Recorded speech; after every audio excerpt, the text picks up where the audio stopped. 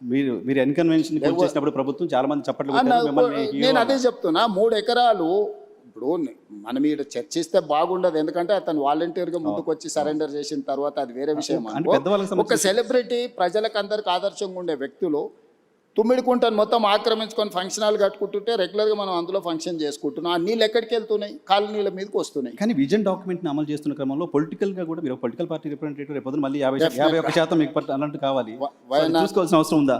Yes, నేను ఒప్పుకుంటా. కానీ ఏది నా కోసం చేస్తలేను, నా ఇంటి కోసం చేస్తలేను. నేను ఈ సమాజం కోసం, భవిష్యత్ తరాల కోసం చేస్తున్నాను. కొంత తిట్లైనా నేను భరిస్తా. నా స్వార్థం కోసం నేను పార్కుని, కేబీఆర్ పార్కు కబ్జా పెట్టుకుంటే తిడితే అది తప్పు. లేకపోతే రోడ్డును ఆక్రమించి నేను ఏదన్నా సొంతానికి చేసుకుంటే అది తప్పు. లేకపోతే పలానా గవర్నమెంట్ ల్యాండ్ ఆక్రమించి నా మిత్రుడికి ఎదురుగానే బదిలీ చేస్తే నా తప్పు. నేను చేస్తున్నది నదుల ఆక్రమణ తొలగిస్తున్నా. తిట్టుకుంటే తిట్టుకుంటాడు. నేను ఎవరి కోసం చేస్తున్నా? నా ఇంటికి తీసుకెళ్ళడానికి చేస్తలేని ఈ ప్రజల కోసం చేస్తున్నా. నది ఇప్పుడు మూసీ నది ఉంది, గోదావరి నది ఉంది, కృష్ణా నది ఉంది. దుర్మార్గంగా దాన్ని చెరబట్టి మేము విధ్వంసం చేస్తాము అని అంటే, ఆ విధ్వంసం చేసేటోని నేను అడ్డు తొలగిస్తే నన్ను తిడతారు. తిట్టని డెఫినెట్గా తిడతారు. బెనిఫిషియర్సు వాళ్ళ వెనకాల ఉన్నోళ్ళు తిడతారు.